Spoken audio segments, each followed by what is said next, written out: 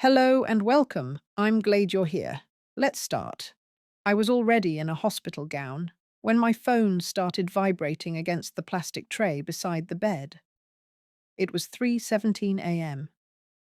The lights above me were too bright, the kind that flatten everything into sharp edges.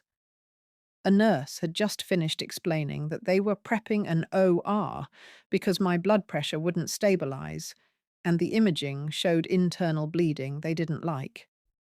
I remember nodding, asking one practical question about recovery time, then asking the only question that actually mattered. How long before you take me in? 30 minutes? Maybe less? My name is Maya. I'm 38, and I'm a civil engineer. I manage infrastructure projects for the city. Bridges, water lines, things that can't afford mistakes. I'm also a single parent to 5-year-old twins, Noah and Eli. That night, they were asleep in my apartment. Or at least, they were supposed to be. My neighbour had them for the evening because I'd come home from work dizzy and nauseous, thinking it was food poisoning. It turned out to be something else entirely. I picked up my phone with hands that didn't feel like mine and opened the family group chat. My message was short. I didn't have the energy for tone management. Me. I'm in the ER. They're taking me to surgery. I need someone to stay with the boys tomorrow morning. Just overnight, if possible. There was a long pause.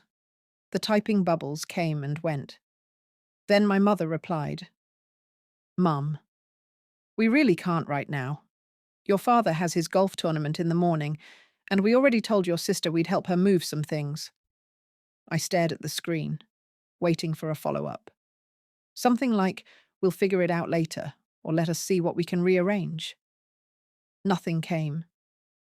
My sister chimed in a minute later. "Sister, can't you just hire someone?" "You always do." My chest felt tight in a way that had nothing to do with the bleeding. I typed again. "Me. This is surgery. I don't know how long I'll be admitted. I just need help for the kids." This time, my father responded. "Dad, Maya, don't make this into a crisis. You chose to be a single mum. We can't drop everything every time you're overwhelmed." Then my mother added the word that would sit with me for years. "Mum, we're not equipped to handle that kind of burden right now." Burden. I read it twice to make sure I wasn't misinterpreting. My sister reacted to the message with a thumbs up emoji. That was it. No calls, no, "Are you okay?" Just silence, like a door closing. Before I continue, I want to pause for a moment. If you've ever been in a situation where you had to ask for help and realized, all at once, that the answer was going to be no, go ahead and leave a comment. You don't need details, just, "I've been there. I see you." The nurse came back in and asked if I had arranged childcare. I said yes, because it was easier than explaining no. I opened an app I'd only ever used once before and booked an emergency overnight nanny. It was someone I'd never met, with solid reviews and a surcharge for last-minute hospital situations. I approved the cost without hesitating. It was almost double the usual rate. I messaged my neighbour to coordinate the handoff. She replied immediately with a heart emoji and said she'd stay until the sitter arrived. Then, still lying in that bed, I opened my banking app. Every month for the last 9 years, I'd sent my parents money. It started small. $300 here, $500 there. Medical bills, property taxes, just until your dad's consulting picks up.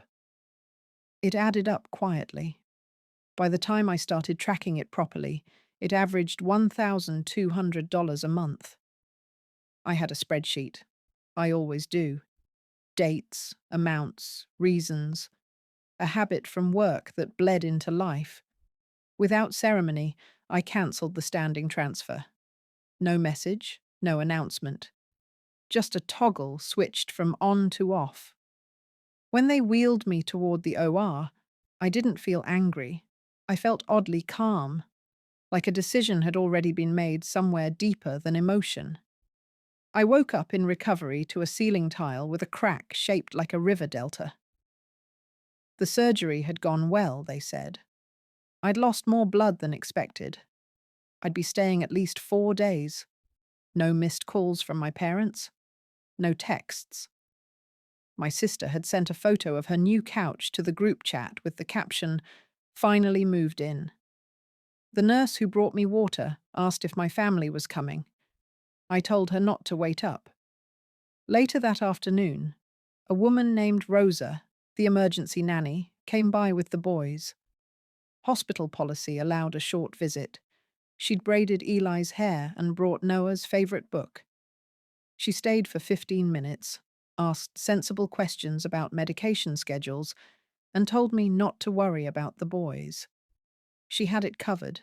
She was a stranger, and she showed up. My parents didn't. Looking back, I can see how predictable this all was. I was the second child. My sister Claire was the first. She was loud, charismatic, always in the center of things.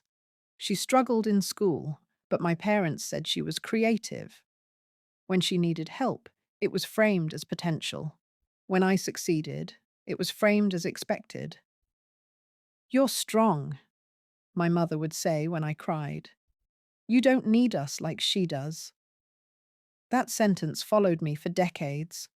When I got into engineering school, my parents bragged at family dinners but never came to visit. When Claire dropped out of her third program, they paid her rent for a year. When I divorced at 32, they told me to handle it quietly. The money started after my twins were born. My father's consulting work slowed. My mother hinted at stress, and I offered help, just this once. That phrase became permanent. I rationalized it. I made good money. I had spreadsheets. I could absorb it. What I couldn't absorb was the silence in that hospital room. They didn't visit. Not once. They didn't call. Not even to ask how the surgery went. The only check-ins came from co-workers rotating through with casseroles, from Rosa texting updates about the boys, from a nurse who started bringing me extra ice because she noticed I liked chewing it. Pain doesn't always arrive loudly. Sometimes it's the absence of expected sound. Before we go on, let me ask you something.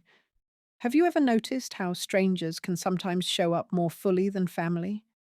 If that resonates, tap like or subscribe. This channel exists because these quiet stories deserve to be heard. The first person in my family to say anything was my Aunt Lila, my mother's older sister. She called on day 3. "I heard you were in surgery," she said calmly. No panic, just observation. I told her the basics. She listened without interrupting.